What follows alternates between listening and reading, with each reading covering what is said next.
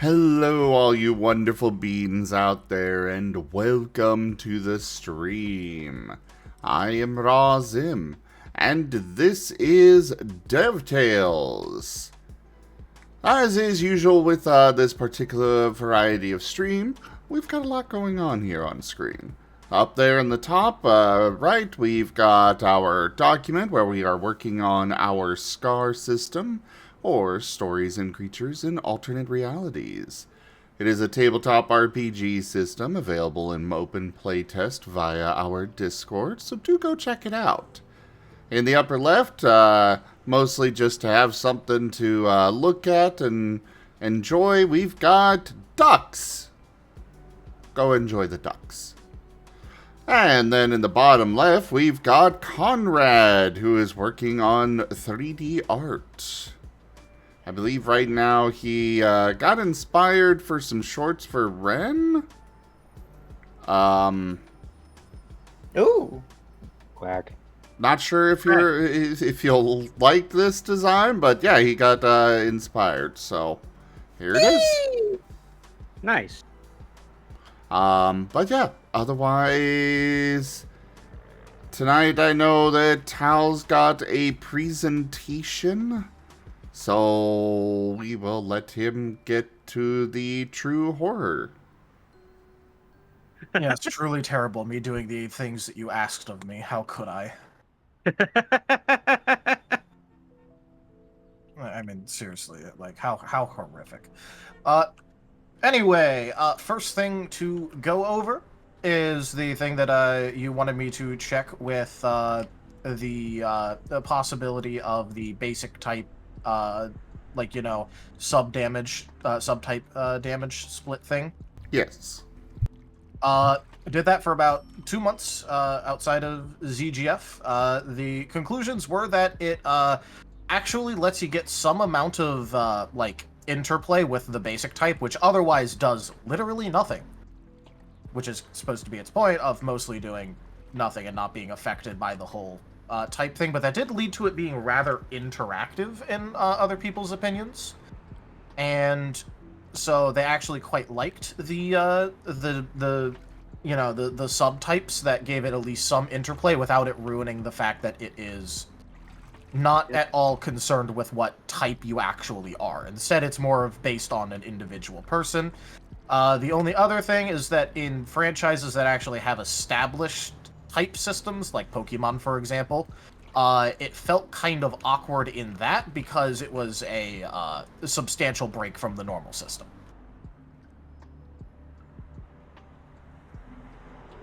Yeah, we're gonna need to figure out something more specific for Pokemon for sure. But at least in Pokemon, normal type does, you know, it exists, so we can at least use that for weapons. And we can always introduce, well, it's always been on the docket, but, you know, weapons being able to do other types of damage. Yeah. Which, yeah, no, it's, it sort of just seems to definitely be a thing where, they like it, they just don't like it if it's a break from the understanding that they have of the setting that they're trying to play in. So, overall, for the actual system itself, very good thing, very well liked, just not exactly an auto-include with every single, setting. Yeah.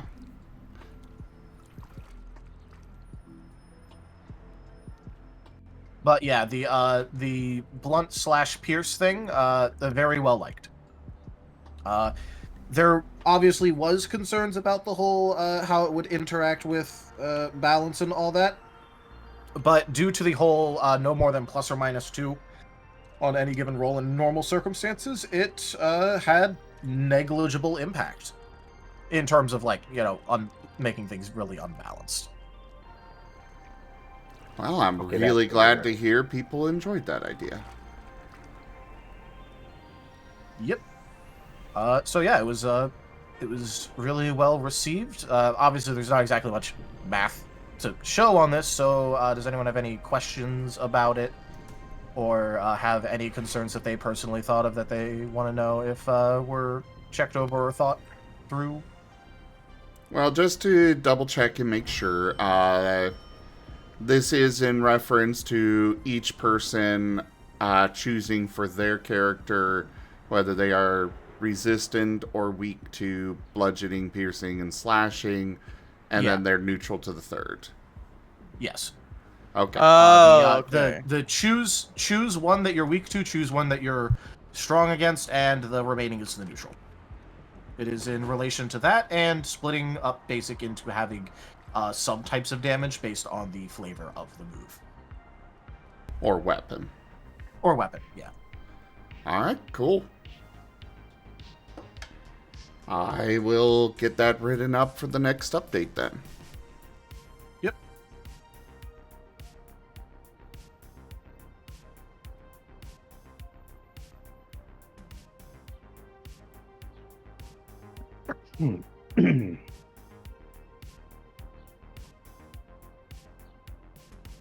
So I figured I'd get started with that because we already kind of knew that that was a thing being checked and what it was, so.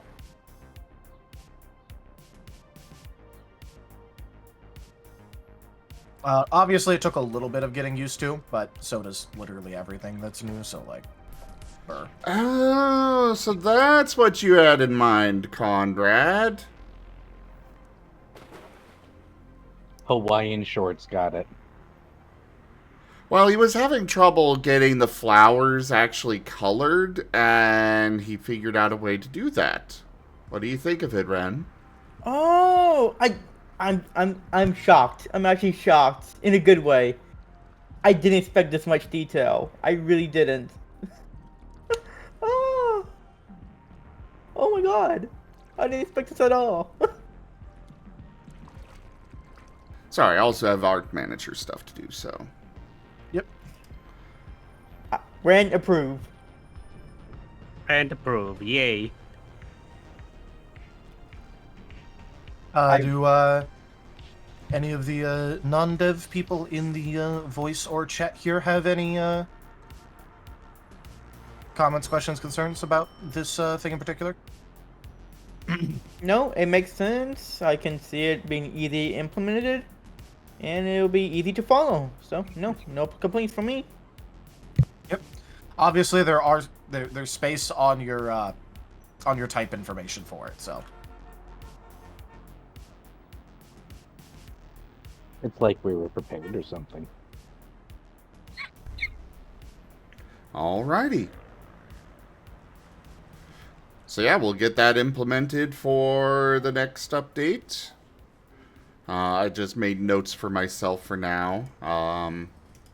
But yeah, that'll be implemented with the next update.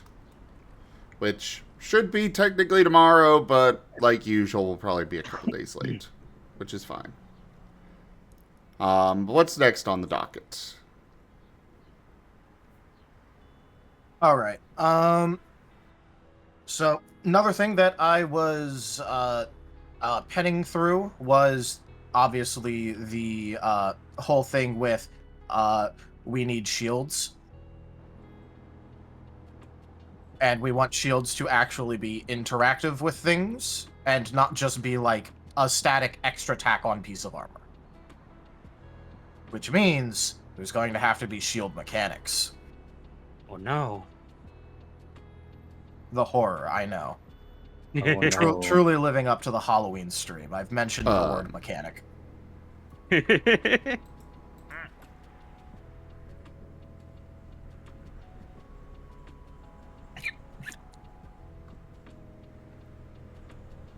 Interesting. What is? Oh, a block just fell on the platform for on the ducks thing. Oh. Ah. I did not notice that happen last time. Anyways, back to this. Yes. Yes, shields. What did you have in mind for that? All right. So I was thinking in that we should keep with our current design paradigm of light, medium, and heavy. where And each tiers 1 through 4, I assume. Yep. Just because that is our current design paradigm, so it's best to just stick with it, because if that's how our weapons and our armor work, the thing that's a mix between weapon and armor should probably work like that too. No, let's totally change directions and no. Oh, paradigm shift time? Got it.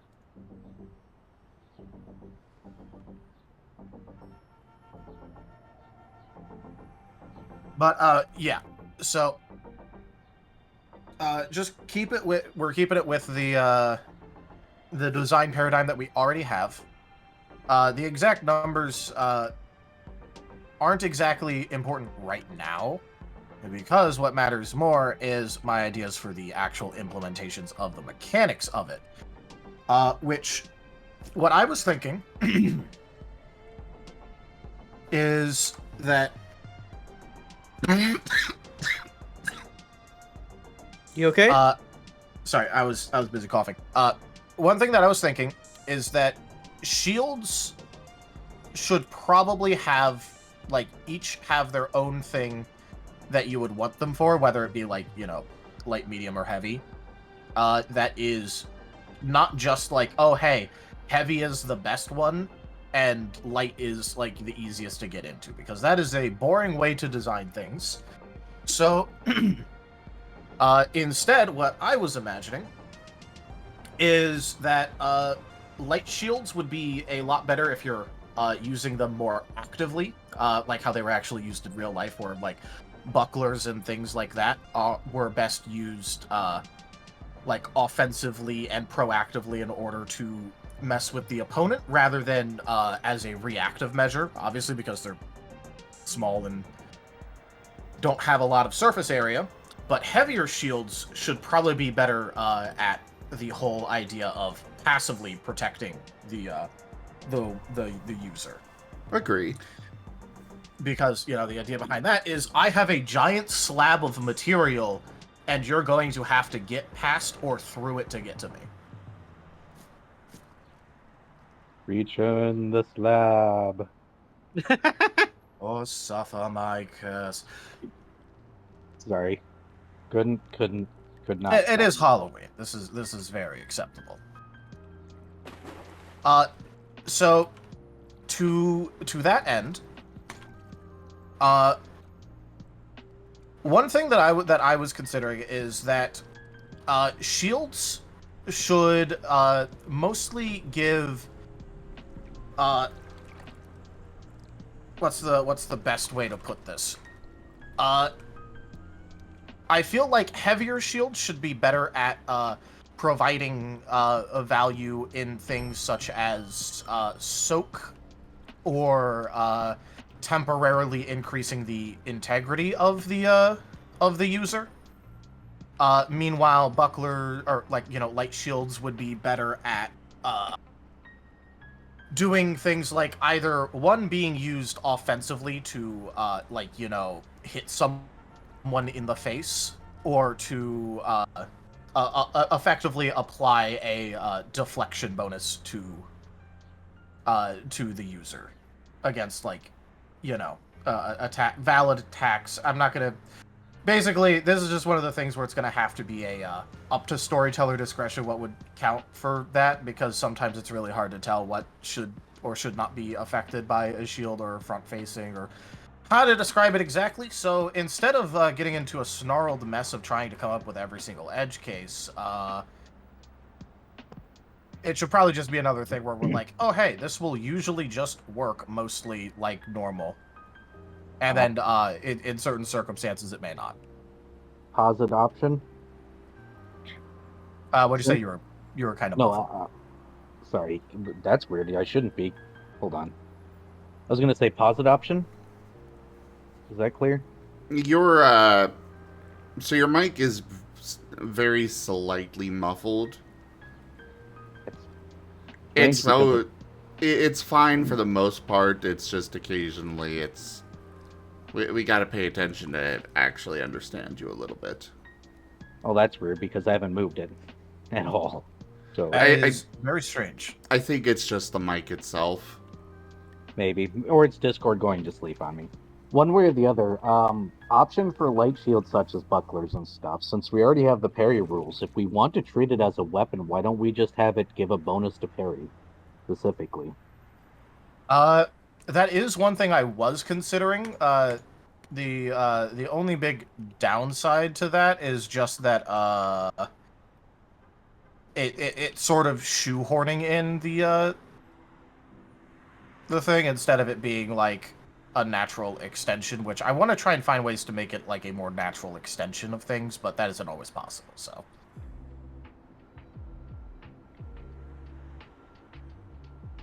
If you know what I mean.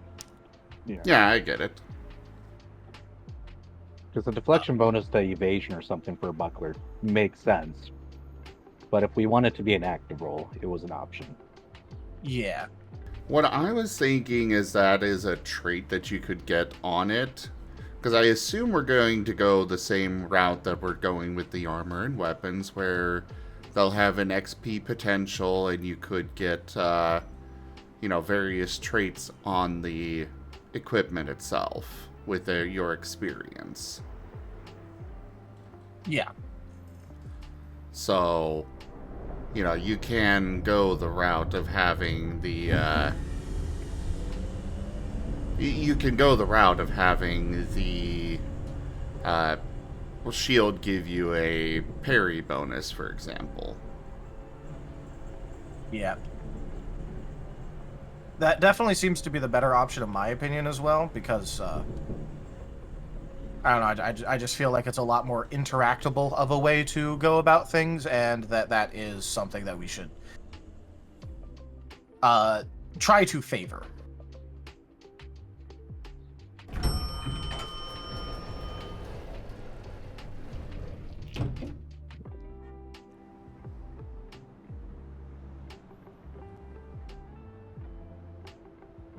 But yeah.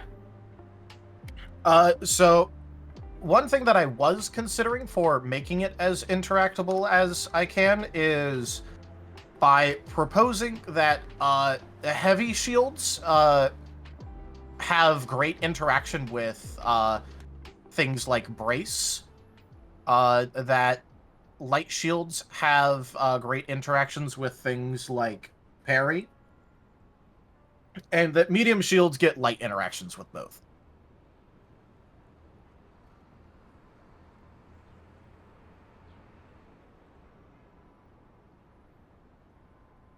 I wish there was a third option, honestly. The only other option is dodge, but I don't think that quite fits. Yeah, we can't put light shields on dodge, no. Yeah. Dodging inherently did not fit with doing things with shields, which is why I didn't propose anything for it. Speculatively, that does make sense, though, to have medium shields in the most. Because that'd be your common kite shield, wouldn't it? Yeah, okay, no, kite shields are actually full body. It depends. Well, we're not getting into that argument, never mind. I'll just drop it now.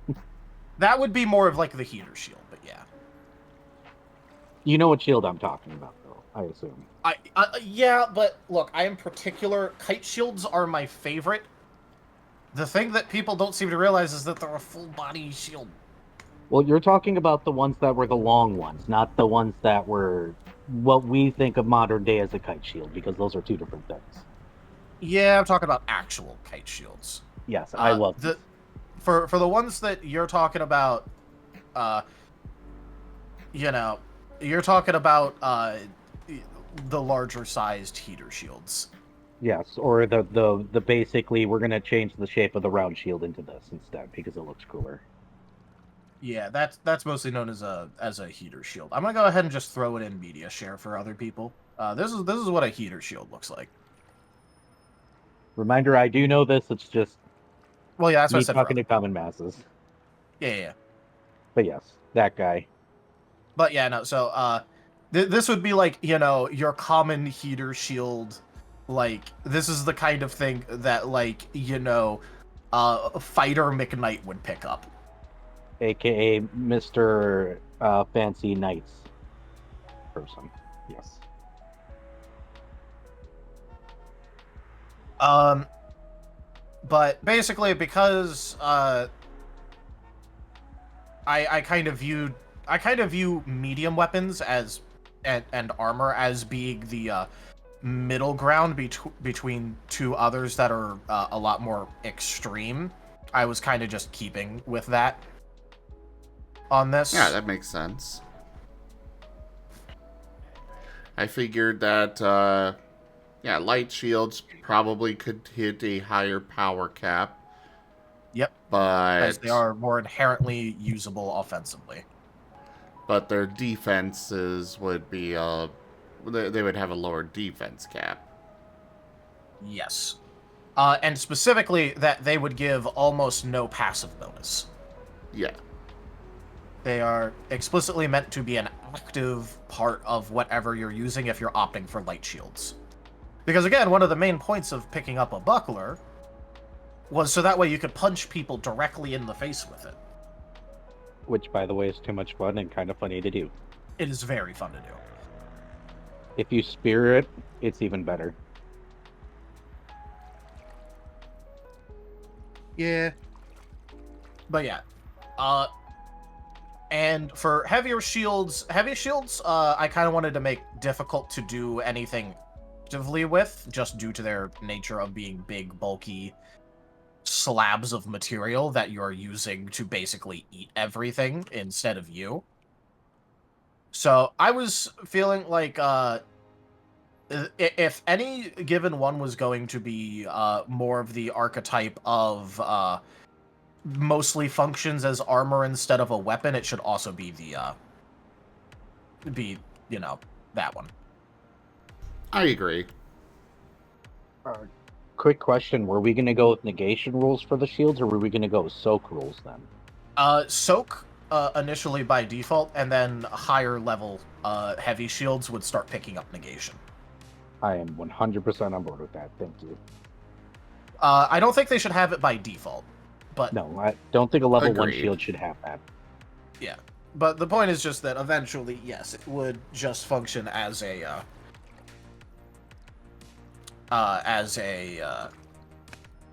effectively armor for your armor.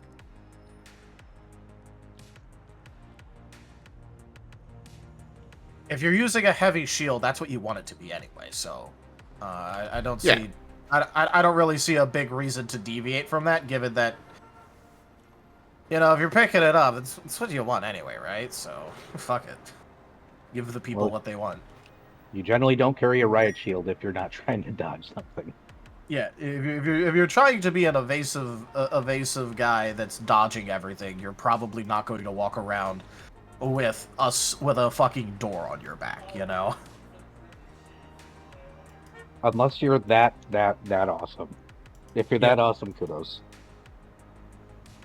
Alright, so I think we've kind of gone through everything with shields.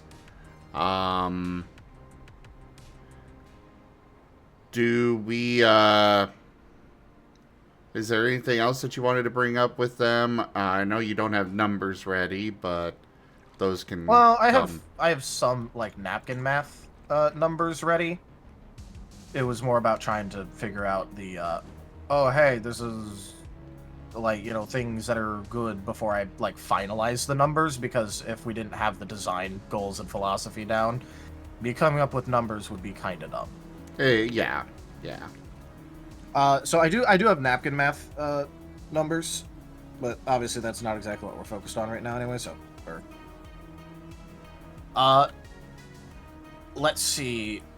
There was also weapon feats and or weapon proficiency feats and things that would be affected by not having that and trying to use weapons. So what I was thinking is, when it comes to weapons, let's say you're One not sec. proficient. Okay. I gotta take meds, so give me just a moment.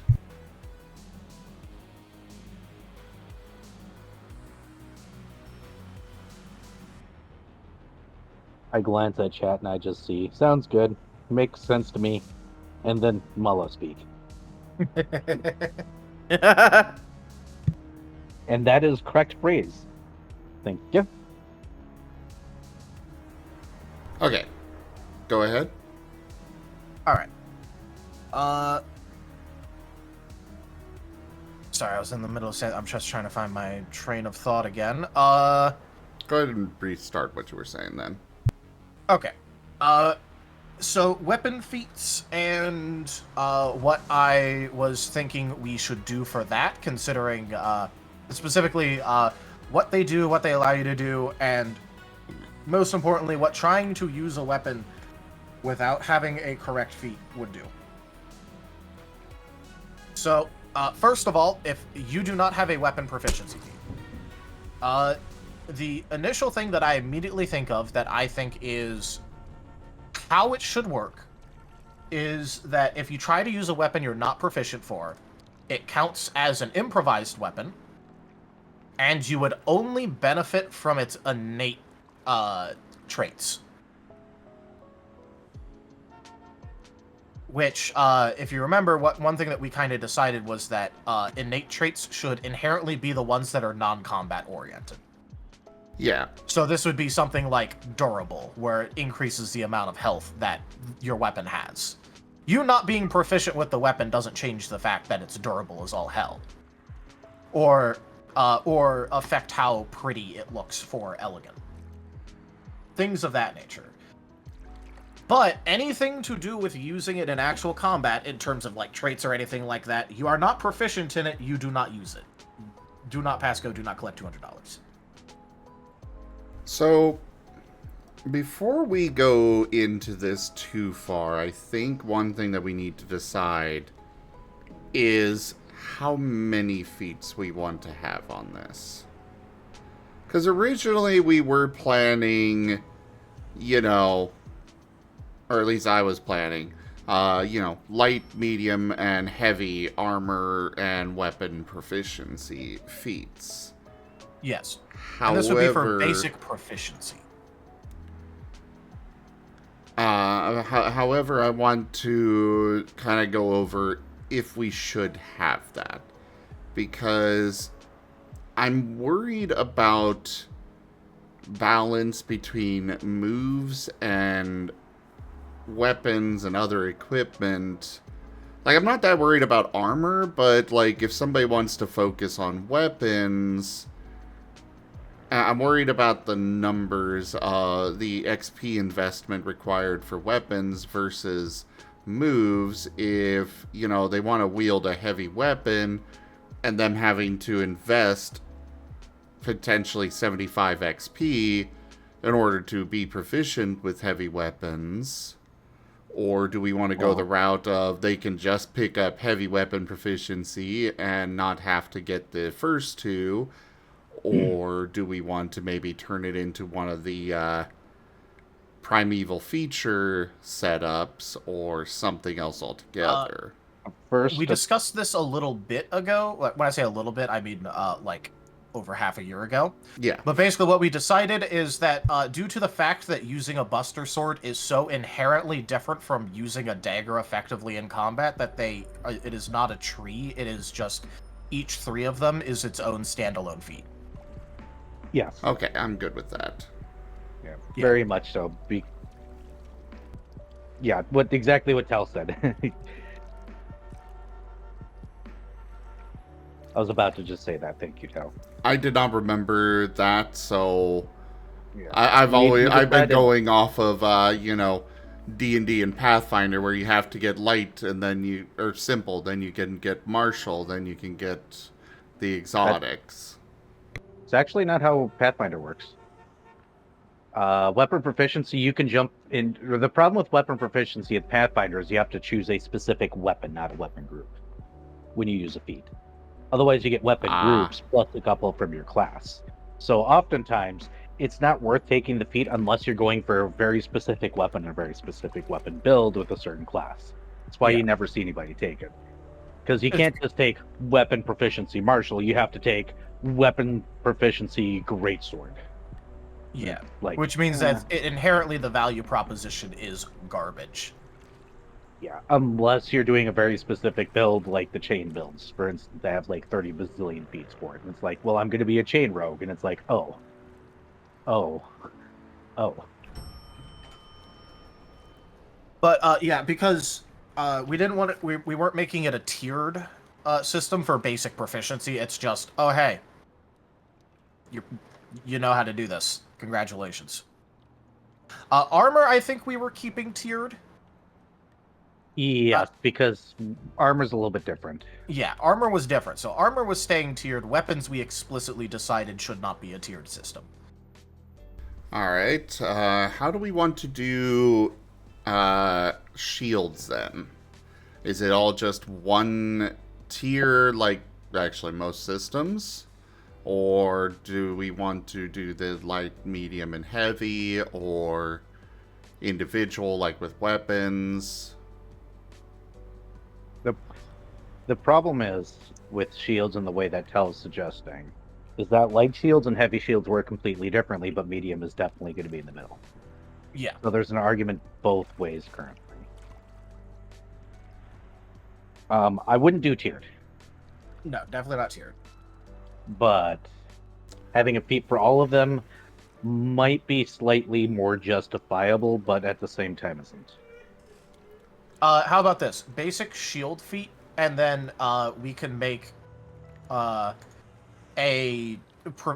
basically oh hey, if you use this kind of shield feat, like more specialized feats. But if you just want to have a shield and use a shield, you could we might just want to do a basic generalized proficiency for shields.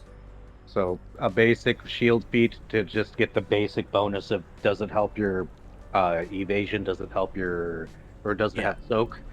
And then the light, medium, heavy shield proficiency is giving you the fancy abilities of those shields.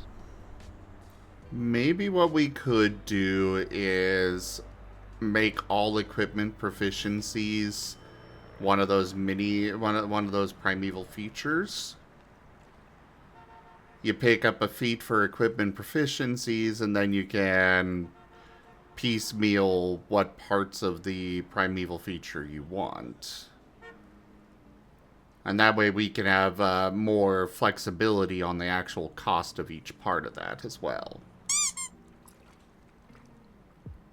That's fair, but I will let you know that I do not currently understand what we're all going for when it comes to the whole primeval features things and what our design philosophy is for that.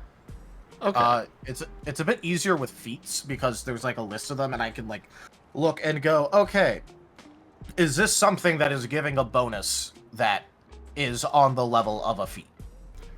Okay. Then I guess the next thing we should do is actually go over those, because I was planning to bring them up later, but considering they're coming into play now, or potentially. Well, hey there, Kiba. there is still all the things with the weapon proficiency feats that have not been gone over, but yeah. Well, I mean, this is going to be integral to deciding the feats for weapons, so...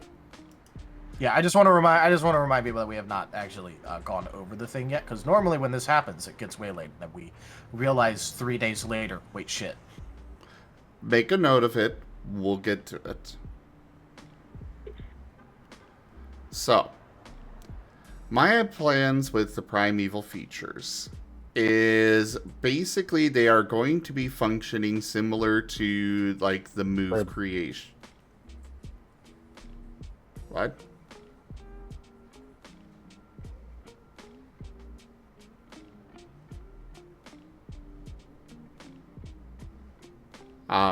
Anyways, they're going to be functioning similar to like the move traits, where you pick up the feat and it unlocks the primeval feature.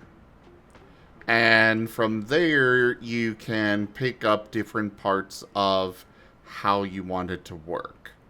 I've got a basic example of how this stuff is going to work. I don't have much details on it yet, but those are coming. With the companions, it's on page 86. Sorry about that, had trick-or-treaters. Oh, no worries.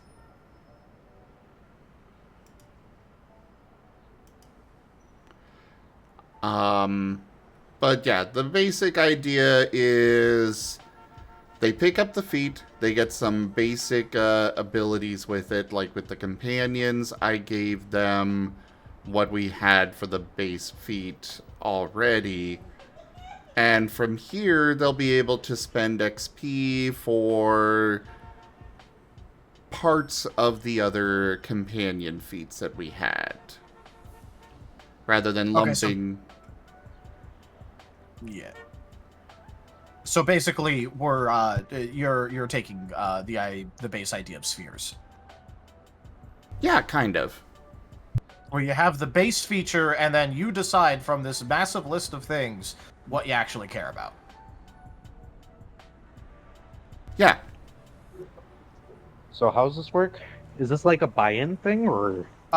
So basically, you buy the base feature, and then you're able to pick and choose what upgrades you actually get from a list of upgrades, rather than potentially having to buy a feat that you're never actually going to use the mechanics of in order to get to a different thing. Okay, so in a way, it's almost like buying a class with a list of features. Yes. And you just... Okay. Have Would you, this have be you more ever have you ever expensive than used Spheres of Power for Pathfinder? No, I haven't. Okay, basically, the way that it works with Spheres of Power, which is very similar to this in terms of like the base concept, is like, you know, you pick up a sphere and you get like 1 or 2 basic abilities. And then you have a massive list of things that you're able to buy that specifically augment what you're able to do with those abilities, or sometimes unlock new ones. So yeah, it's basically like buying a... Go ahead. For example, with that, you pick up... What was that? I said this is starting to kind of sound like Pathfinder 2. That's why I'm asking.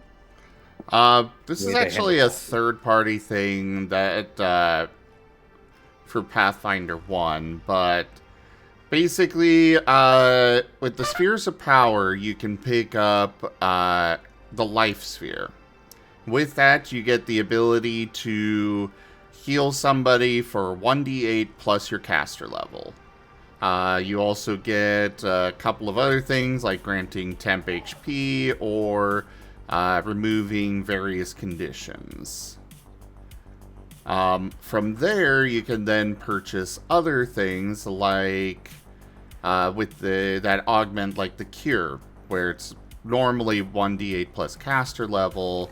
You can get deeper healing, which allows your Cure to heal an additional 1d8 hit points plus 1d8 per 5 caster levels. Allowing you to, you know, augment what you have by default. Yeah. But let's say you care about the condition removal and not the health point healing. You could completely ignore that and pick up a different talent that gives you better, like, you know, condition cleansing. Okay. Nope, I understand now. Surprisingly, that's how Pathfinder 2 kind of works, so... Yeah. It's a very modular system, which is just why I immediately jumped to it, because Zib is proposing a very modular thing where you buy base things and then augment them with whatever, like, pathway things you want, rather than particularly all of it. To be fair, that's how the entire rest of the system is. Oh, yeah. I can totally see it working, and we can also use it as the guise of the classes that some people have been begging for. Use it for the what? The guise of the classes. Use it in place of classes that people have been asking for. Oh, Preset, yeah. Preset paths. Yeah.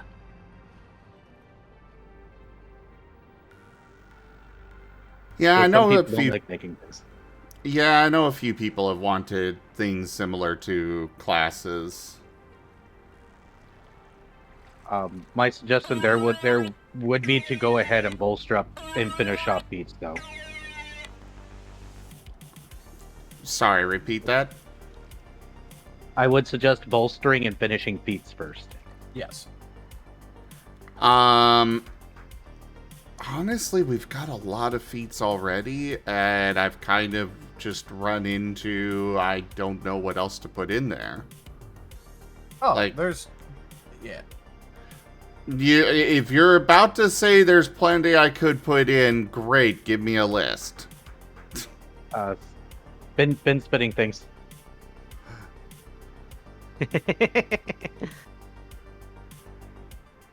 Also, You yes, asked for luck beats, I there give are them to you. lots of things that I actually do have ideas for. I just don't have them in a list ready. Well, I can't do anything with them in your head.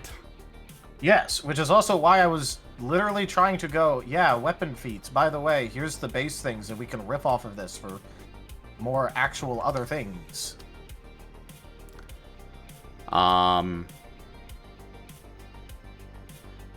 But with that, this is something that we should probably decide, though. Do we want it to be set up with the primeval features? Right now, I plan to put companions, natural defenses, and shape-shifting stuff in there. But could have other things. It could easily manage the equipment feats as well.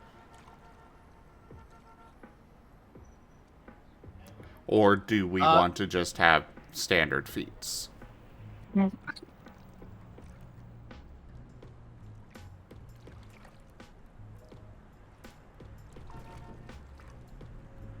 I'm good either way. I'm just putting it out there for discussion's sake. Yeah. So I feel like obviously both are entirely valid options that we could pursue. The thing that I'm just thinking about is about stuff like, okay, so let's figure out what the benefits are of both. If we keep it in the feat system, we're able to map out nice trees that people can use and balance things around progression and trees and things of that nature.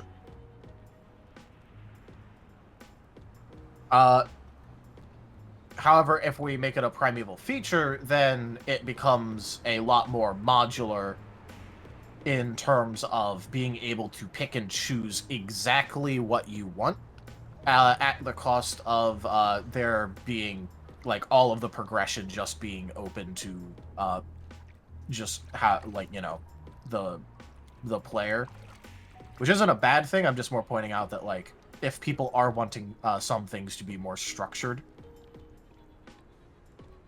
at times, feats are technically speaking the more structured way of doing things because feats have feat trees. Well, we can still have... I do want to point out, we can absolutely still have trees with the features. With the primeval features. Like, for example, with the companions, by default they have, I believe it was 25% of your total XP. And we're going to have augments under here for 50%, 75%, and then 100%. Well, probably not 100, but I think we'll cap it at 75. But either way, you're not going to be able to jump from the default 25 straight to 75. You're going to have to get the 50% first, and then you can get the 75%. My honest suggestion is let's just stick to feats for now. While I like that whole thing, I think it would be best served after we have everything else very filled out and close to completion. Because then we can take things that already exist and use it to fill out spots that are missing. And I think it'd Fair enough. fill out better and quicker and more fluently and give way more options right off the get-go. Because I'm pretty sure you, me, and Tal, or at least me and Tal, if left to being nerds and our mathy selves, can sit down and pre-balance a bunch of these things relatively quickly. And then if we want to unleash individuals like Vari and Key into it, they'll probably also spit out a bunch of stuff very quickly. Yeah, part of the reason why I've set up... Yeah. Part of the reason I've set this up is just that, like in the case of companions, you... You may, like, by default, I guess you could just pick up Independent Companion with the feat tree that we had set up, but it would, to actually have your companion be fully autonomous, they would have to pick up both competent and independent in addition to the base companion feat, whereas with this, they don't necessarily need to and can just have their companion at 25% XP, but with the able to have them act fully on their own. So that's kind of why I wanted to go this route with it. But yeah, we'll stick with basic feats for equipment proficiencies, and we can consider it later. Back to what you were talking about then, Tal. All right. So what I was basically considering is that just a reminder, the whole thing, not having it means that basically the weapon is treated as improvised in terms of what damage it has, and you benefit from only the intrinsic, like basically the intrinsic traits on the weapon.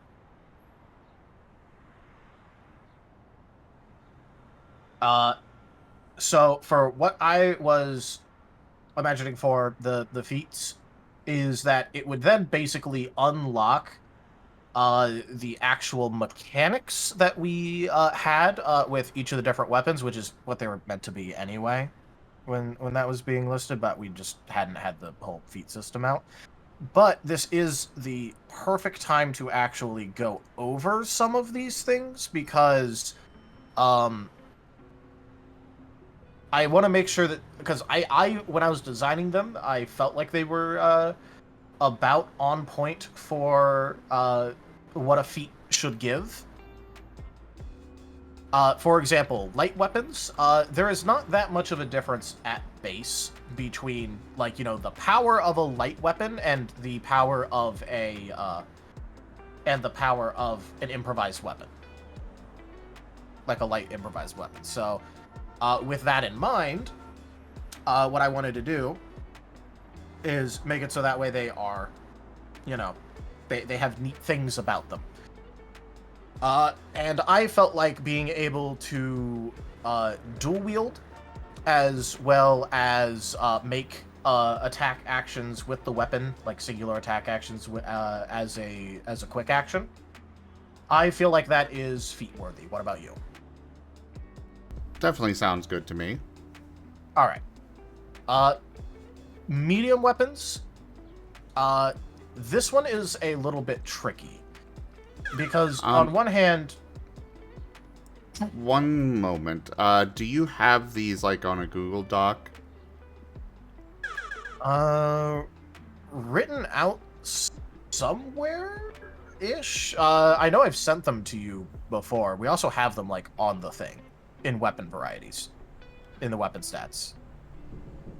Okay. Are they in the weapon stats? Chapter 4 equipment under the weapon thing. I am talking about,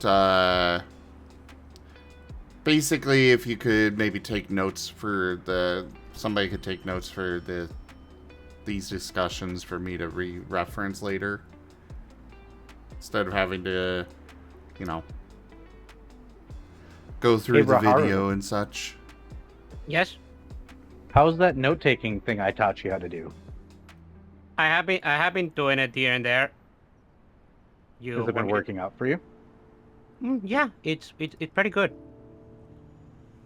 If I was to ask you, because me, Tal, and Zim have habits of just running off, and I cannot take notes and focus at the same time, to take notes for us, would you be willing and or capable of such things for us? I can try.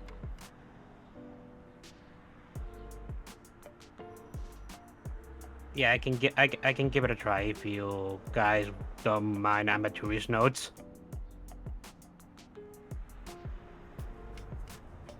I hope I'm not overstepping there, Zim. I'm okay with that, as long as somebody's taking notes for me. Yeah.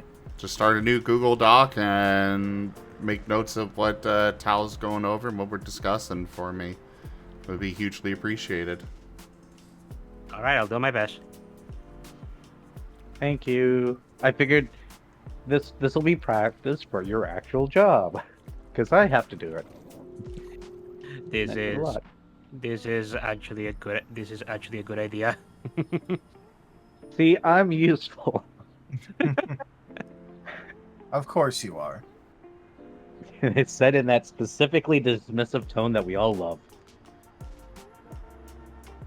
I'm so glad you noticed. I work corporate. I use that voice on people. A lot. Sometimes in email form. It starts off with, per my last email. Okay, joking aside. I don't email people anymore. They don't deserve to hear me. Oh.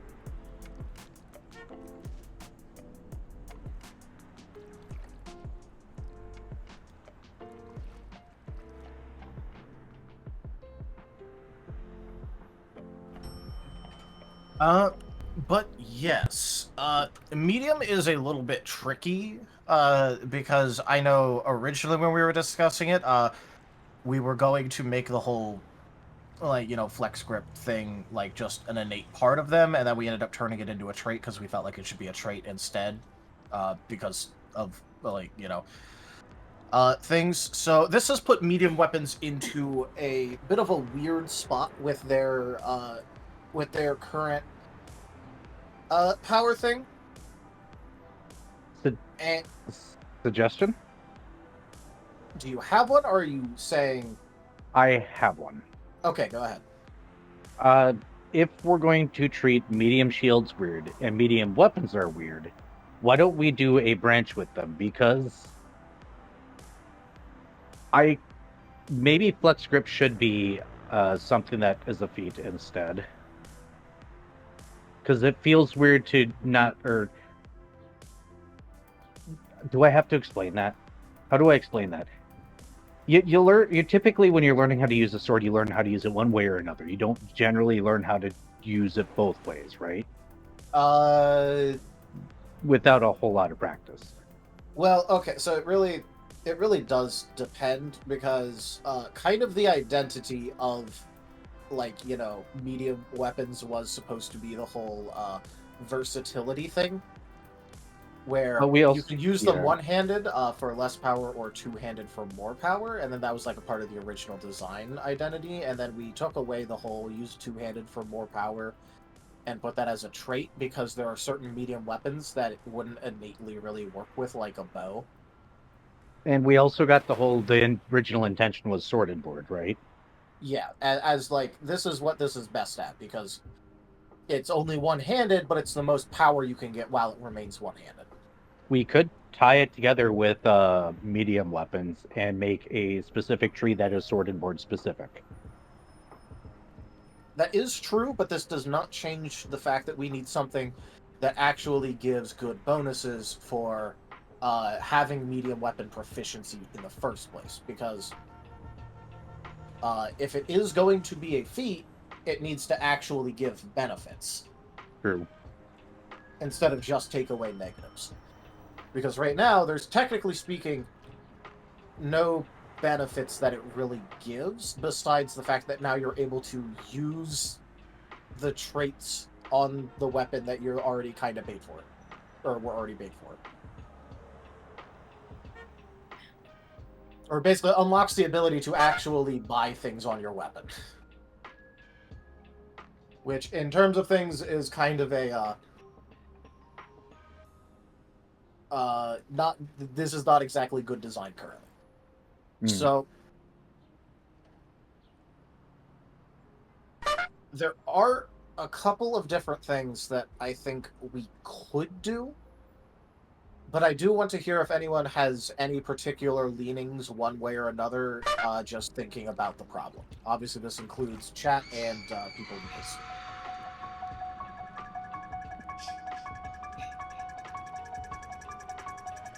Well, we now have a sticker party, so I guess we'll have to think on that. Alright, Ido, thanks for the sticker party, because I'm going to blame you even if it's not your fault. Nope, it's Kiba. Oh, really? Why does this... I hate how much this song just, kicks. I know, all of their sticker party songs are just so good. Oh, Bob.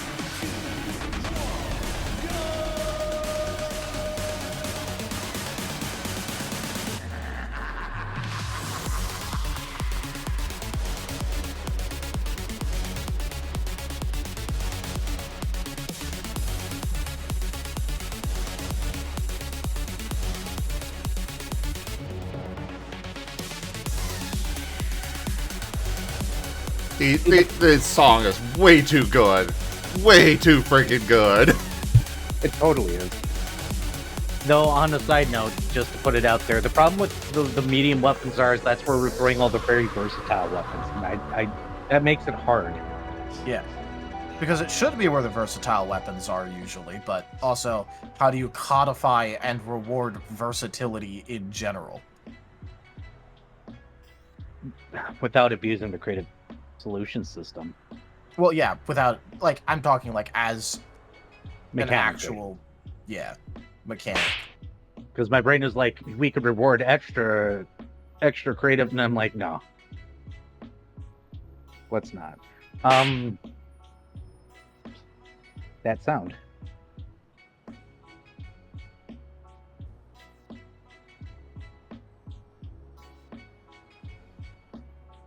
Time to think about some other things then. But yeah, does anyone in voice or chat have any particular recommendations about this?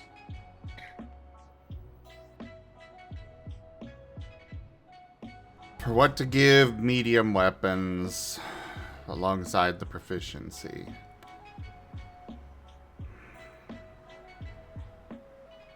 Yeah, because this is... I do have a couple of suggestions, but none that I am particularly, like, the happiest with. So I want to know if people have anything they have come up with about this. I don't have any in mind myself. Let's hear your suggestions and maybe we can refine one of them. All right. In that case, and again, just a reminder, I'm not the most enthused about some of these ideas. It was more just trying to come up with damn well anything.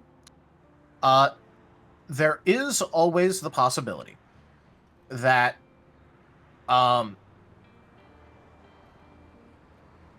because the question is, most of the feats that we have are generally more passive abilities. That, like, you congratulations, you have the thing, passive ability, there you go. Some of them are slightly more active, though, and I feel like that might be the route that we have to take, where we give medium weapons some sort of active thing that they are able to do, which I was considering the possibility of some sort of I think the best way to put it is like some sort of like stance switch, if that makes sense. Okay, I can see why you weren't happy about it. Yes, because if the proposal is stance switching, it's not a good sign. But also, I legitimately right now, like, it's one of the best options, just due to the fact that it does actually give some sort of byplay and decision making to the whole medium weapons thing, considering that they are, like, the versatile middle ground. So there is that option. What the stance switch would basically be would be probably some sort of accuracy bonus or damage bonus. Basically, deciding to lean one way or the other, where either you are intentionally being more accurate with it, like, leaning more towards light weapons, which, kind of tend to be a little bit more accurate, or heavy weapons, which have more power in general.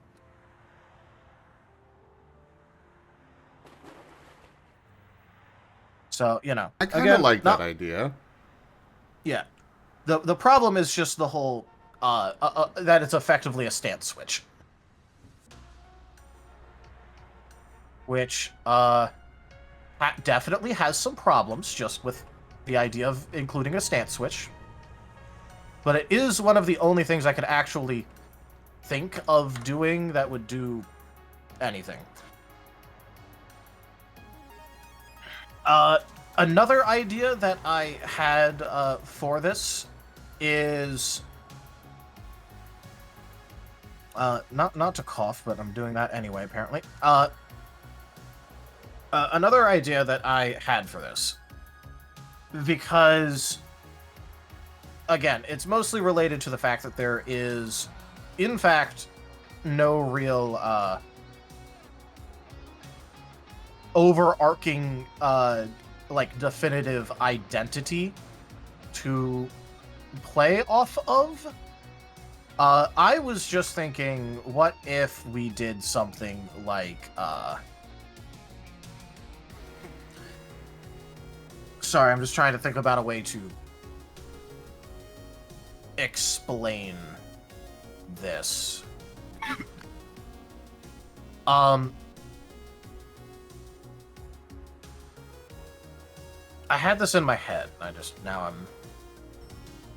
I've realized it's basically one of the things where, like, in your head it makes sense, and then you realize you actually have to explain it, and now you're just like, wait, how do I actually convey this? Are you thinking along the lines of like? Fuck. It's spreading. The I'm completely lost sabers, myself. I'm which lost. is a chopping weapon. Are you talking in the vein of you choose kind of a line that you're just good at doing with that particular weapon, if that is good English? Kind of like how saber users typically prefer wider, longer spread swings. How do I English this? Maneuver. My current problem is also, how do I English the idea? A particular maneuver, I Yeah. guess, is a decent way of wording that. With the said weapon that you specialize in. Well, the problem is just also that, that what you're don't talking want to about? step on specialties feet, like, feet. I don't want feet to step on specialties feet. Haha. You have enough beats. Lots of feet. So Is I'm that just getting more and more lost here. Basically, part of the problem is that we're not giving them an identity. So the idea is that we could give them some sort of identity by having them basically, like, choose their own little thing with it. In terms of, like, oh, hey, and I want to be, and I want to get, like, a bonus if I'm using, how do I understand what you're saying, but I just don't know how to word it either. Yeah. Does anybody else in voice have or understand, like, the concept here? Yeah, I think I understand what you guys are saying, and like I said earlier, I guess the best way to put it is like a specialty maneuver of how you use the weapon. Could be a good way to put it. I'm still lost. So the problem is that we have this medium weapon thing that has versatility basically built into it, because typically when you're talking about the long sword or the saber, they're versatile weapons. You use them in a lot of different ways. And what I think Tal is trying to propose is a concept close to what Braharu's given some sort of naming convention to, where the person that chooses to be good with medium weapons is also going to choose a specialty that basically a specialty that coincides with it, where when they're using it in the particular way they're most talented with, they get a small bonus. I think I Englished that right. Does that sound right, Tal? Yeah. That does sound right. So in a way, as Raharu said, a maneuver. When as I said, saber users when you think like piracy, or you're talking about like in the Aladdin movies where they're using those, what are those called? Scimitars? Falchions? Scimitars. Skimmies. Skimmies are, and sabers and stuff like that are broad weapons. You use them in broad sweeping motions because they're curved, and that's what they were designed for, not necessarily stabbing. So somebody that takes medium proficiency and then wants to use that style of weapon would use broad sweeping maneuvers and get a bonus when they're using broad sweeping maneuvers, which have the downside of, if you're inside, samurais too, by the way, if you're inside, you don't use that kind of maneuver. It's a bad thing. Yeah.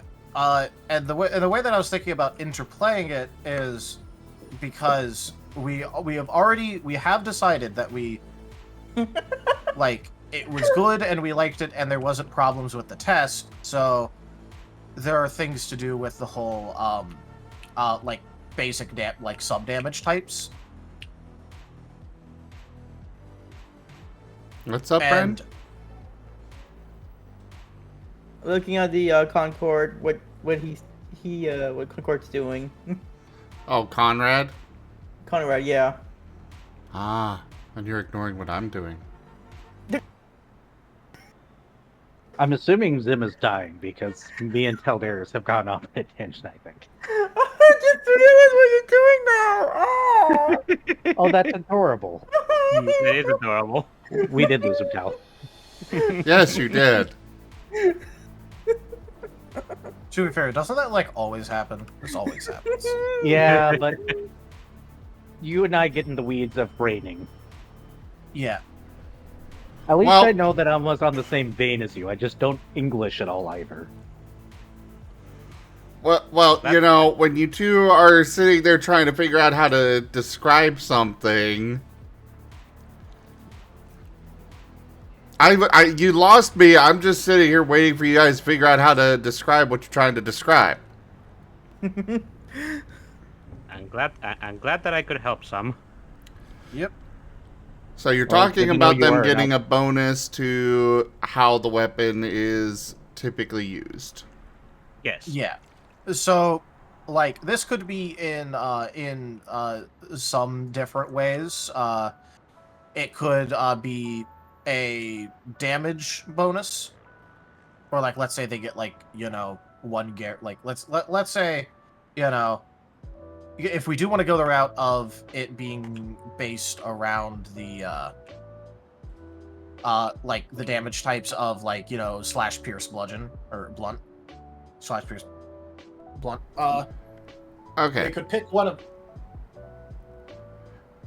I'm gonna say here that I think it'd be better to go with Kiss on this. And between this option and the previous one, I'd go with the previous one where it is basically just a stance switch. They can choose to have a bonus to accuracy or a bonus to damage.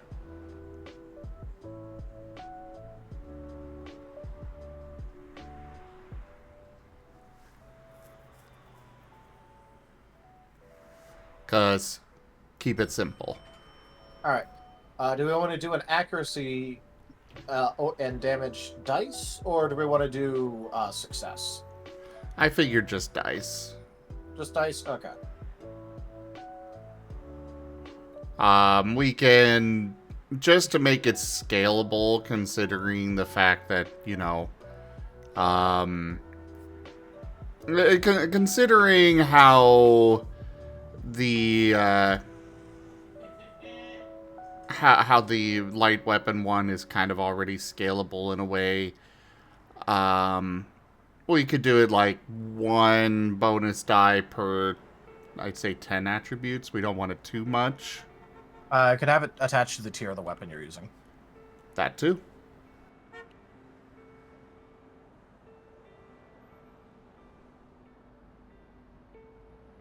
Bonus of the tier of your weapon? Yeah. Okay. I don't like the word stance, though. Just to put it out there, it makes me think of every single weeb holding a samurai sword going, I switch my stance. Now, look, I understand. However, it is what it is. I know, it's just... I'm just... The image of the guy standing there in a trench coat, holding a samurai sword, going, "I'm going to defeat you with my draw," and being like, "Honey, I just need to run up and kick, and you're down. Your draw's not going to do anything. The blade is facing the wrong way." I will say I plan to have stances in the martial arts stuff. Thank you Martial for arts the stances are biddies, different Diva. than the guy in the trench coat. It's because this is related to weapon. Mm-hmm. Yep.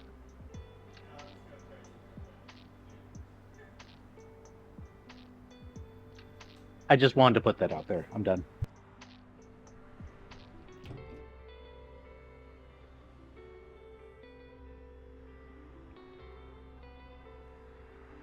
You gotta let the weebs be happy. Just gotta make fun of them along the way.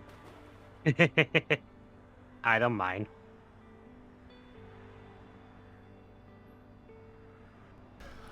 I mean, But, we don't have to call it stance. We can call it, like, proficiency switch or something. I don't care what we call it. That's just, of the two options proposed so far, let's go with that one because keep it simple, stupid. Does it at least make some indicium of coherent sense already? Yes, considering it took you guys, what, half an hour to figure out how to word the idea? Okay, it was like 10 minutes at most. And that was just because brain English stupid. The language of dragons would have solved this very quickly. True.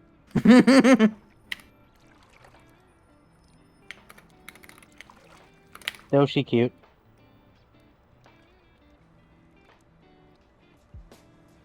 Yes, Furry, make the weebs happy like you.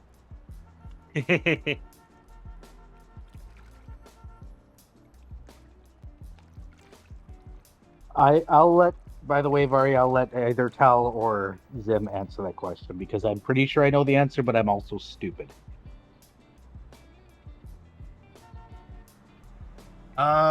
Let me see what it is, so that way I can answer it, because I have not looked at it. Okay, I took as much show of the medium weapons thing as I could. Are we switching to another topic? Well, first off, were there any other suggestions you had for the medium weapons there, Riv? Or Tal? I'll be honest, I only had the two, and that was, it was a struggle even coming up with two, like, coherent ideas. Honestly, the first one, the second one sounded like the first one, but with extra steps. Well, kind of, but it was different. It's just also that there is only so many. So many options. There is only so much to do.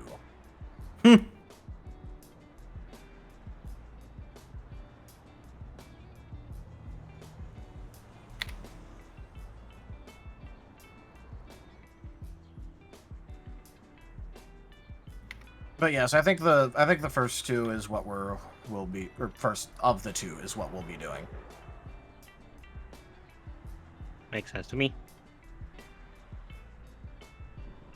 All right. So this is a good question to have asked because I will not lie. We have gone back and forth on this slightly, and I do not know where we currently are at with it. Okay, me too. Because we flip-flopped multiple times back and forth, and so we should probably figure this out. Giving yourself... Oh god. So self-negatives, no soul save. Yeah, you do not get soul save. Plain But the and other simple. part. Yep, the other part's important. To whether or The not other part. the self-debuffs are... Do they automatically kick off period, or do they still follow the percentile chance? I believe they still... we're going to go with still follow percentile. Okay, that's what I thought. I didn't want to answer it, because I was like, As we have gone back and forth a bit. yes. But there's the official answer, Furry.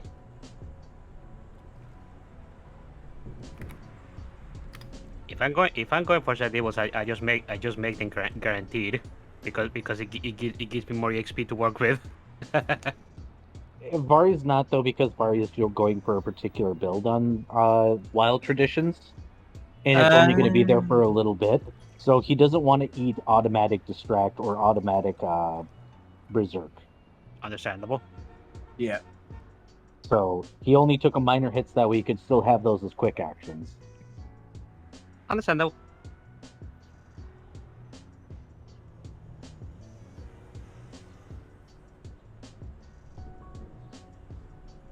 And as we can see, that 10% chance has gotten eerily close consistently. Yes, this is true.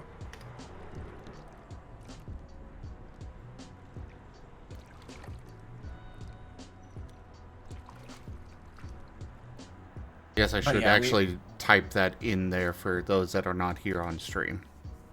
Yeah. Yeah. It is. It has been quite the common question. And I know we did it differently at the beginning, and then we discussed changing it, and then we changed it, and then we changed it back once, and then now we're back to this, and I just honestly had no clue where we were sitting. We need to. Is it in the book? I don't know how we put it in the book reliably. I will make note. Well, actually, Rahara, make note for me to go make sure it's in the book later. This one for the self debuff, right? Yes. Yes. Yeah, I noted it down. Good. Self Good boy. debuff still follow the percentage chance. Thank you. See, I've got a nice little secretary rat. A secra rat, if you prefer. Yeah. I just have the headcanon of you sitting there, me and Tal being giant ass dragons, you sitting at a table in a suit at the head of the table. We're all leaning over a bunch of papers, and this mouse just hops on the table, sits down at the smallest little desk, excuse me, and starts typing on a typewriter. That's what my brain did. The room is at least 90% I like this. tail. That is absolutely my fault. I like that mental image. Not gonna lie. It's And adorable. then there's the weasel in my lap getting pets. We might need a DevTales image.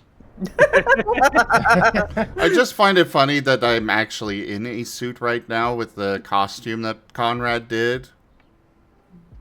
True. See, the funny thing is I've never once showed up to any of my corporate meetings in a suit.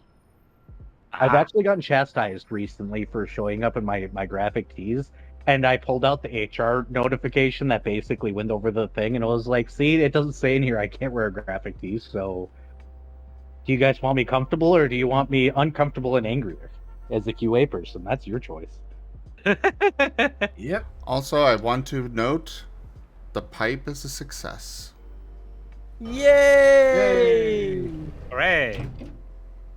I enjoy pipes. Pipes are good. Well, what I'm referring to is I picked this thing up hoping that using it specifically when I'm trying to focus on stuff would help me focus. Kind of tricking my brain with that, and it is working. Yep. I remember you mentioning it. I just also happen to like pipes, so hearing that pipe do good is making brain juice go happy. Well, Yeah, that was I also just for texted my anybody else. roommate now a thing. Maybe I should try and give that a chance myself. I have problems with concentration as well sometimes. I just texted my roommate I can have cigar. Ah. Okay. What else was there? You know what? Now might be a good time to bring this up again. Dots. Do we want them stacking?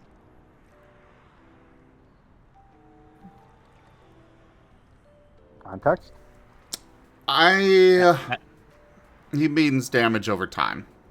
Yeah, whichever time. Like Oh, right, light that. and Because such. the feel bad of using a dot move and not rolling high enough to actually have it affect anything. Well, the dot move specifically just applies whatever dot rating you have to the target. I believe our original plan there was it would just take the highest. Yeah, it takes the highest. It basically functions like temp health or preventative temp health. The highest current source. Yeah.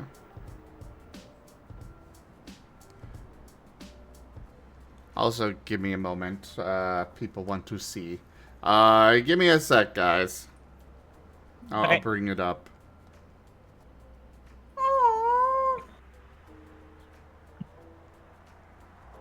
What was that for, Ren? Conrad in the pictures that I see. Pretty cool. Yes. There, I'm using you for a link, Ren. Eh?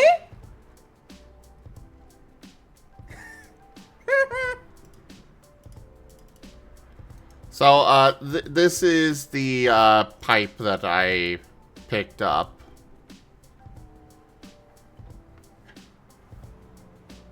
Oh wow, that looks really good.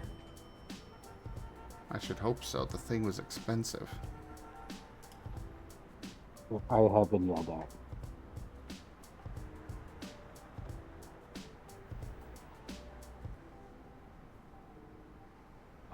Why have you been yelled at? Because I quit smoking, and I asked my roommate if I can have a cigar, and he No. called me an idiot. Oh, he cares about you. That's Yeah, wonderful. that's good. That's good. He does. Man, I want a cigar. Looking at that pipe makes me go, Sorry. pipe. You should be, because that makes me want a pipe so bad. Don't smoke, people, it sucks. You have to suffer the rest of your life when people get cool shit. Our modest fellowship expands. Praise the sub. Jibe Gab just resubscribed for 23 months. 1 month, 3.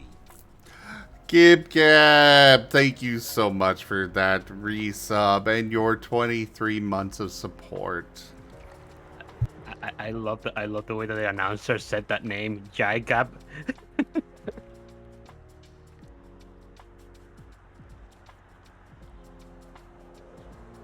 Yeah, we're not sure why it pronounces Gib Gab's name like that. It Yeah, that's pronounces weird. some people's names really weird and other people's names like completely correct, and I don't understand why. Oh my goodness. So my legal name is fucking boring and terrible. Do you want to hear something funny? I've been getting a repeated automated call that keeps on asking for Joseph. Mm-hmm.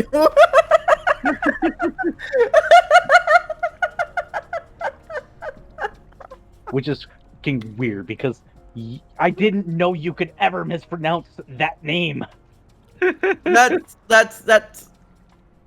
I see. uh, I see. Joseph. You know, it might actually be because I've noticed that, like, the voice that I use for most of them is actually, English, you know, UK English. So it might be that that's how Gib Gab would be pronounced in, you know, UK English. Which is slightly different than, you know, American English. Mala henceforth and confirm. I mean, I could say that being the case. It's pretty much just like how Castilian Spanish is different from Latin American Spanish. And even among us in South America, we have different dialects. Fun Yeah, fact, it's there's not actually an effect known as colony language, where the colony language actually preserves the older form of the language as the, effectively the European version, continue to change. So every time a British person makes fun of you, or a Spaniard makes fun of you for, like, a lot of your word choice, or how you say things, or how you spell things, just know that 9 times out of 10, you're using the original version they used. That is actually funny. It's also the same with Quebecois French. I wonder if it's the same with Portuguese from Brazil and Portugal. Yeah, but doesn't France have an actual, like, branch of their government that is entirely focused on preserving the French language? This does not mean that they did not change in the entirety of, like, the 1800s, for example. Fair. I think Spain Anyways. also has. I think Spain also has something like that. We should probably get back to dev stuff. Yeah, with sidetrack. I'm gonna be honest, dots and conditions and such have been a bit of a thorn trying to figure out how the hell to get them to work.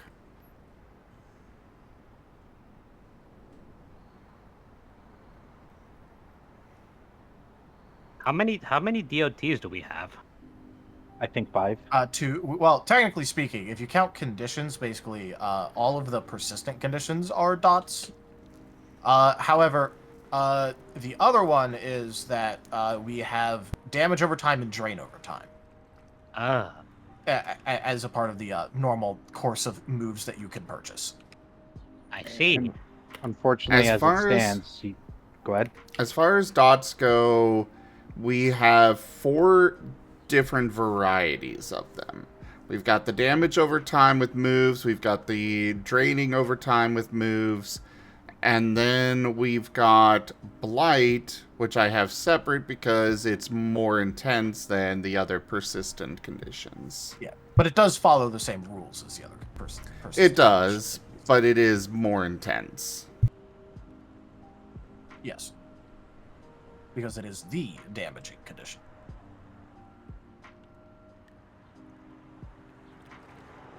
And it's hard because we have a lower HP pool to mess with. Indeed. Because That, at it would- least, is being mitigated now with feats. Because I know a lot of people have been picking up the healthy feats. Yeah, Mm. which 'Cause I can- it was like a known issue that we were going to be solving with feats. Yeah. It was just, you know, Because I can tell you, as a player, a feel-good thing would be to follow Pathfinder's per source rule and be like, okay, you can have dot damage due to burn, due to blight, due to draining over time, but that would just make a party full of dot dealers OP. Indeed. It But that's the would be, feel-good. though, I also will point out that you can get, you can just cleanse away them. Well, Well, or at least attempt to. you can attempt to, yeah. Cleansing them away isn't that difficult, though, to be kind of square. Yeah. So that does mitigate how OP they would be. I would be okay with going the route of per source. So, you know, you yourself can only apply 1 damage over time effect, and it'll take whichever one is the highest of what you do. But then another player could do their own damage over time. I think that might be the best route to go, but what do you guys think? Now, conceptually, I understand in terms of balance, we gotta remember that our dots bypass integrity.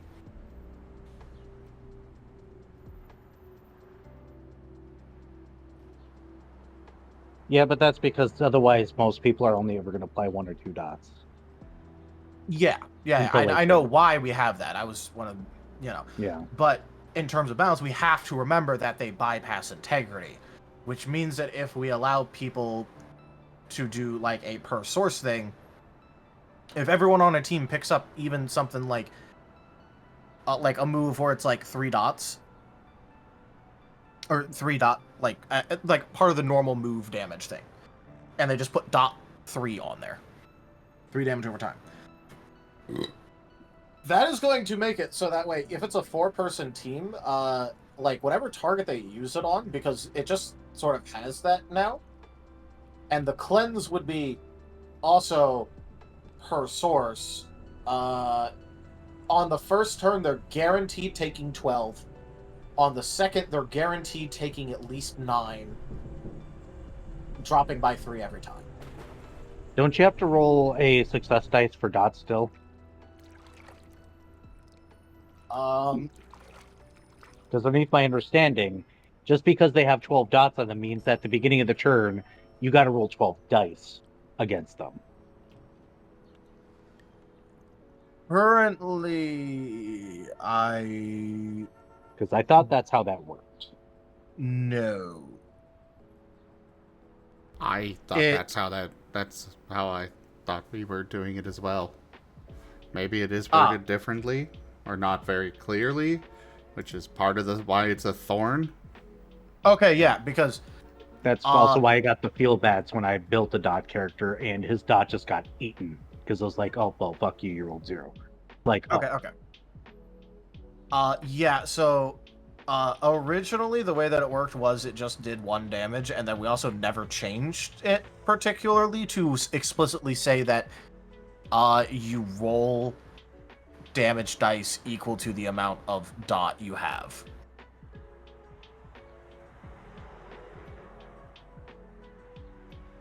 What?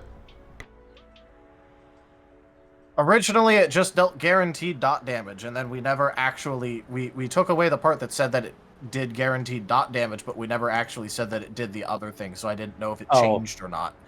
I see. I'm going to be honest, no, I don't like guaranteed dot damage with the experience cost that it has. Yeah. If it's going to deal guaranteed dot damage, it needs to be like triple what like blight cost. Or double what blight cost. Yeah, no. So like, I understand what you're saying. I was just bringing up the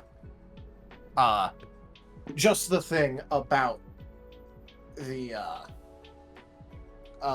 it being a little bit unclear right now. Yeah. So okay, if it works like conditions do in terms of dealing damage, it would probably work like normal conditions and not blight, because blight is supposed to be the special one. I mean, blight's thing is that it's got a stage tier going to it, so it becomes easier and easier. Yeah. Dot just bypasses physical integrity, where it's special thing. Yeah, also, you can actually control how many dots you get, because when it comes to blight, it's how many over soul you roll. And when it comes to dot, it's you do 3 dot damage, which is an invaluable thing, IMO. Oh yeah, But yeah. when it comes to it, I think per source having any form of dot burn, what have you, blight, dot damage, makes it so that way no player is getting kind of SOL'd. And also adds value to people actually having dot, and dot is amazing. Yeah, so in that case, if it just works like condition damage, do we want people to... Okay, how about this? So just to avoid basically getting dot locked by people, if you roll a cleanse against like a damage over time effect on you, like, you know, from damage over time or draining over time as a part of a move trait, do we want them to roll against one person in particulars, or do we want them to roll their cleanse and then whatever dot effects are below the DC, or that it got above the DC of, or just go away? Do we want dot? Do we want to let people do that, or no? Could make it a feat. Could make it a feat, that is true. That also sounds like a boss mechanic, and boss just goes, all these dots. Fuck these dots. But Because if you think about reason your why I was standard... just considering it is because, like, you know, conceptually speaking, if, like, you're going against a horde of enemies or something, and, like, they have, like, a bleed theme going on, they each apply 1 dot, that shit's going to add up, and you can only get rid of 1 at a time. True, but that's also kind of the... That I feel like might be a GM balancing thing. You're not going to throw a level 1 party like, against Sturges. Yeah, but you know what I mean when I'm saying, like, that might be a bit problematic. because Yeah. if you get like 10 individual dots applied to you, you might be dead, even if it's just like dot 1. You might literally just be down, which pauses the dots, to be fair, but you might be down before you have enough time to even cleanse them all. Oof. I still, well, I Okay, still think dot cost might be to go up. Go ahead. I think we need to take this one step at a time because we're kind of doing a whole bunch of different interconnected stuff. First things first, application of them. So the move ones, currently I do not believe that they go against soul save.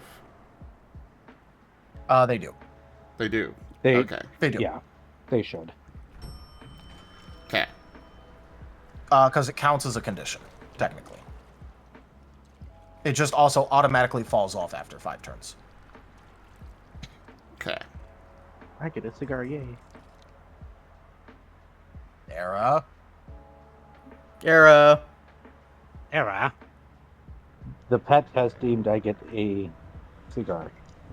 Era. Era. God. I mean, that's showing me a pipe. But yeah, Soul, sorry to interrupt. Didn't mean to.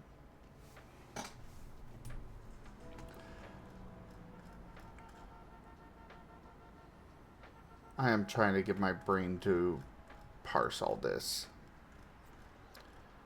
Okay. So, dots and conditions both go against soul save. Yes.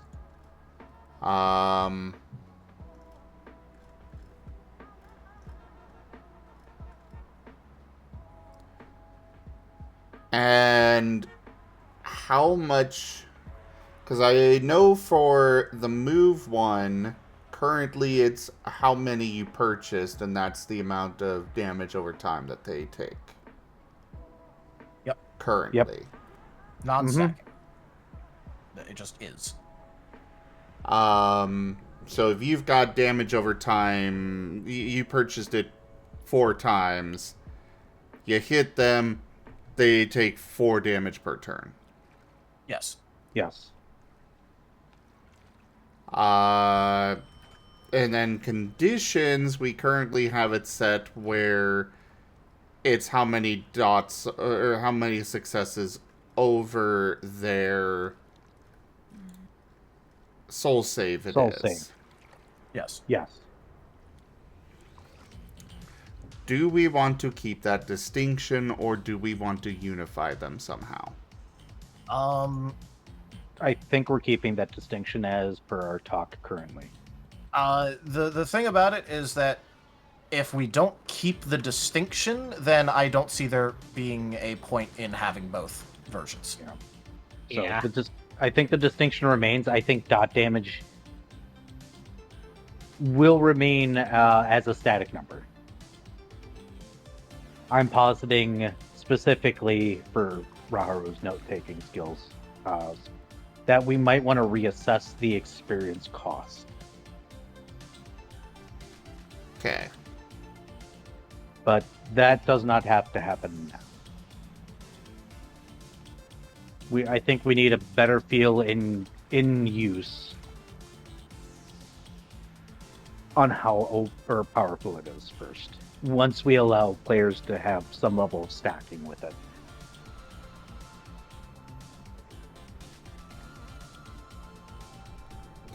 Alright, so they function in 2 different ways, so let's go ahead and just ignore conditions for now.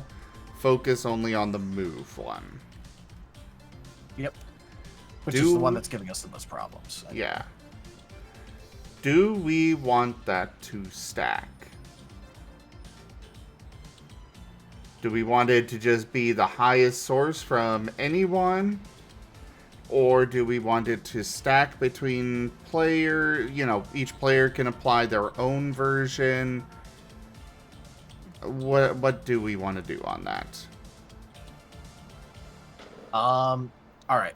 So one thing to keep in mind is that if we have it be that it cannot stack and it takes the highest thing, then the move is also a one-off move that you use only if they don't actively have it on them, and there is no point in trying to use it again against a single target. Which means that if it can't stack or interact or basically, if it can't stack, interact, or do any amount of intensifying, it's basically a dead move on your sheet until whatever target you're using it on gets rid of it. Okay. In that case, what I would propose we change it to is, which has been up in the air anyways. What I would propose is that for damage over time, it is rolled and successive. It'll bypass integrity, but it'll be rolled at the start of the target's turn. Yep. And the number of successes will be how much damage they take. So, like, you've got 4 purchases of damage over time. That means you get 4 dice to roll against them at the start of their turn. And you could roll a bunch of successes, because 10s would still explode. Or you could roll none, and it just doesn't do damage that turn. But, on the flip side, then it could stack. So, you've got, you hit them again with another damage over time with the 4, and then you've got 8 dice you're rolling against them. Does that sound good? Depends how many of them can they roll against at once. Like, let's say it's coming from different sources.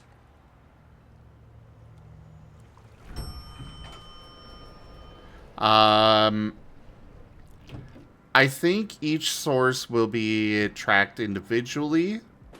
And if they are doing a cleanse against the... if they're doing a cleanse against the damage over time, we'll probably do it a number of successes reduces the amount of dots you have. So, say Era applied 8 damage over time to Ren. I applied 4 damage over time to Ren. So Ren's got a total of 12 on him, but it's separate, so 8 and 4. Ren then rolls Cleanse, and he gets, I'd say, 5 successes. So that would remove my entire damage over time, and leave Era's with only 3 doing it on him. That's how I think... That's my current proposal.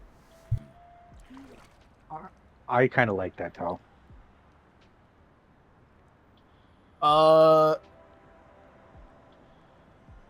Alright, so this would also give it the distinction of being easier to apply in terms of, like, consistency, and easier to remove.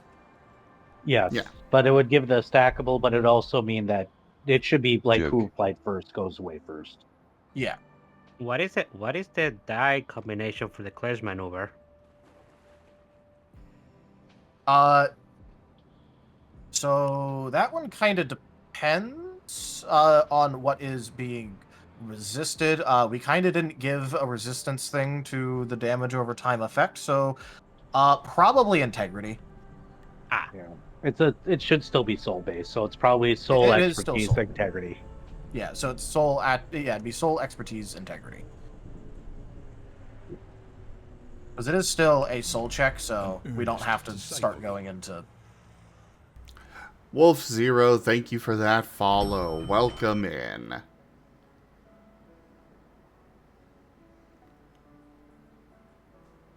But yeah, it'll be easier to remove them, and also it would go against all sources of dots. So that way, I would say it would go against all sources of dots. It's just it's applied to each individually. So like I said, Era applied 8, I applied 4. Ren rolls 5 successes to remove dots. He removes 5 from Era's and all of mine. Okay, so from all sources. Yes. Got it. Yeah, so it'd be an all sources thing. Which I'm fine with. I just don't want to be in the position again where, oh, you've sunk your entire turn. This is partially where it came from because I think I was playing when I had my entire dot damage just gone. It was just, oh, this is worthless. It's like, oh, great, that's all I can do. That hurts a little bit. Yeah. So Now, that'll incentivize people still reapplying that nonsense. Yes, it'll incentivize, it'll encourage them to continue applying them, make it actually useful to keep applying them. On the flip side, you've got the...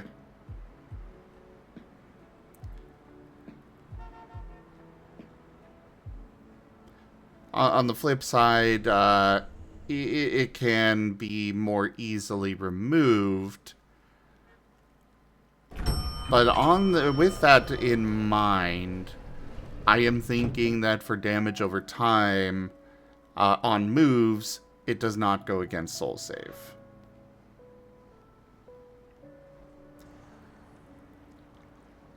I think it would be accuracy based, and then it just applies it to the target.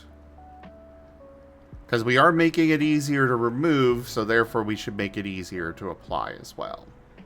In that case, should it be incompatible with bypass accuracy?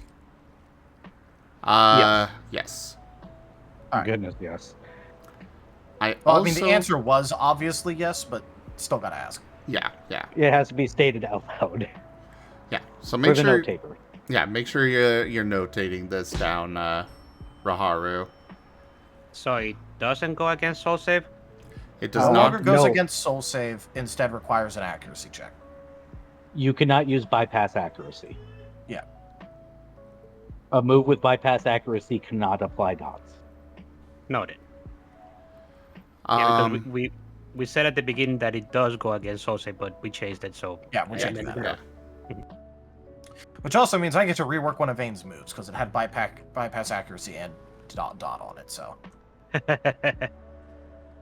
Now, with this, I also propose we reduce the XP cost of damage over time. Not by much. Currently, it is at 20. I'm thinking maybe 15 or 18.